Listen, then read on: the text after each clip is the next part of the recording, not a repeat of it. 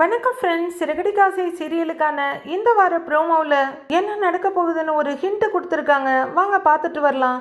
நேற்று எபிசோடில் மீனாவை காணாம முத்து அவங்கள வலைவீசி தேடிக்கிட்டு இருந்தாரு. அவங்க போகிற இடம், இருக்கிற இடம், தெரிஞ்சவங்க அறிஞ்சவங்கன்னு அத்தனை பேர்கிட்டையும் விசாரிச்சுட்டு கடைசியா ஒருவேளை சிந்தாமணி மீனாவை தூக்கியிருப்பாளோ அப்படின்னு யோசிக்கிறாரு. சிந்தாமணியும் மூர்த்தியோட வீட்டில் இருந்துகிட்டு மக அனுப்பின வீடியோவை பார்த்துக்கிட்டு இருக்காங்க. சட்டப்படி நீங்க எந்த நடவடிக்கையும் எடுக்க முடியாது, அப்படி எடுத்தா கோர்ட்ல நானே வந்து சொல்லிடுவேன்னு ரேகா அதுல அவங்க அம்மா அப்பாவுக்கு இன்டைரக்டா மிரட்டல் கொடுத்துருக்காங்க. அதனால முத்துவையும் மீனாவையும் சட்டப்படி ஒன்றும் செய்ய முடியாம அவங்க தவிச்சிட்டு இருக்க முத்து புயல் மாதிரி வந்து சண்டை போடுறாரு. மீனா எங்கன்னு கேட்குறாரு போல இருக்கு.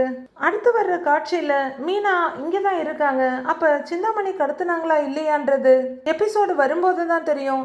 சிந்தாமணியோட ஆளுங்க வீட்டுக்குள்ள பூந்து முத்துவை அங்க இருக்கவங்களெல்லாம் அடிக்க போய்கிட்டு இருக்காங்க. முத்துவும் பயங்கரமா சண்டை போட்டுட்டு இருக்க மீனாவும் கூட இருக்காங்க.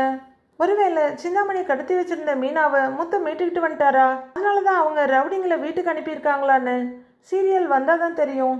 அங்க உள்ளற ஒரே கலவரமா இருக்க அங்க வர்ற மூர்த்திட்டே நிறுத்துங்கடா அப்படின்னு மிரட்டுறாரு.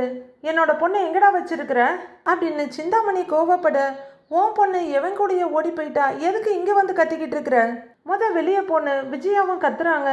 ஆசைப்பட்ட 2 பேரை சேர்த்து வைக்க போறேன், உன்னால ஆனதை பாத்துக்க அப்படின்னு முத்து சொல்ல, நீ எனக்கு பண்ணின துரோகத்துக்கு தான் உனக்கு இப்படியெல்லாம் நடக்குது, உனக்கு நல்லா வேணும் அப்படின்னு விஜயா தன்னோட கோவத்தையும் கொந்தளிப்பையும் சிந்தாமணி கிட்ட கொட்டிக்கிட்டு இருக்காங்க.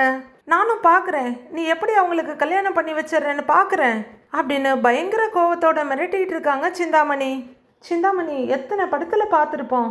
ஆப்போசிட் பார்ட்டி சவால் மட்டும்தான் விட்டுட்டு இருப்பாங்க.